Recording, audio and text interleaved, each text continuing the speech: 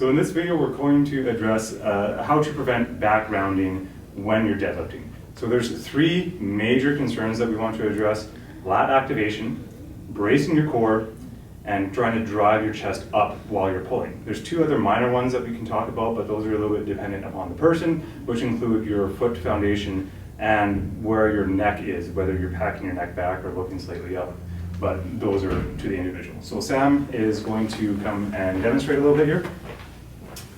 Now, when we're looking at a conventional deadlift, this is where we usually see a lot of back rounding, especially in the upper back. So a few things to really help try to eliminate that is really focusing on the core brace. So you can go back and refer to our core bracing video on how to do that specifically, but he really wants to make sure that that is a solid brace position and holding on to that tension as much as possible. The second big thing is lat activation. So when we get into really heavy weights, something that happens quite a bit is your shoulder gets pulled forward a lot, and we lose a lot of that lat activation, which causes the upper back to start to cave forward.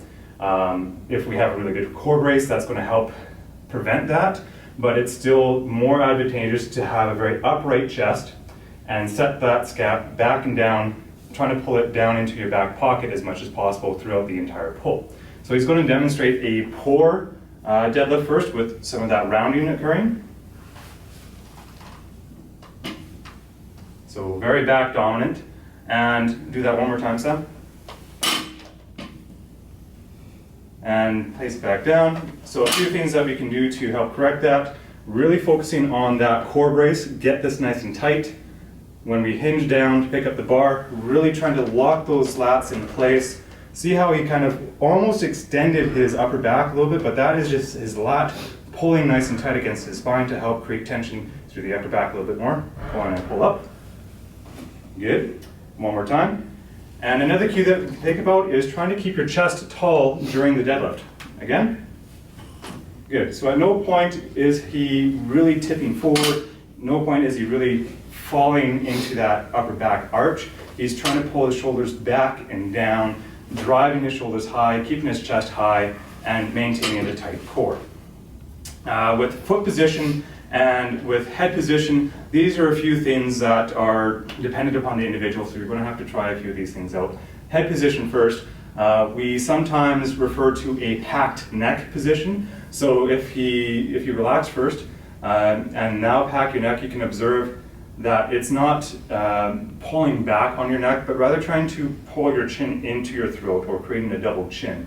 What that is doing is tightening up your upper traps and all the erectors through your cervical spine, and it's trying to create a little bit more of a neutral line throughout that entire spine, not just your thoracic and lumbar, but also including your cervical. So let's do a deadlift with the packed neck. Good. And for some, we can even tilt that chin up a little bit and pull.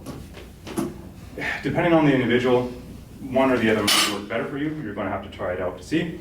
And foot position, kind of an awkward angle to see this, but if your feet are pointing straight forward, that might allow for a little bit of a caving in of your arch. Your knees will start to internally rotate, and it's not going to provide a very stable hip position while that pull is occurring, which if you have an unstable foundation will affect everything upchain of that too. So a mild or slight external rotation, trying to drive your knees out a little bit, that is one thing that we can look at to try to create a little bit more tension here. So as Sam pulls up, he's trying to split the ground apart with his feet, drive up. Good. And those are the three major, again, bracing your core, tight lat activation, and keeping your chest tall, and the two minor, foot position and neck position.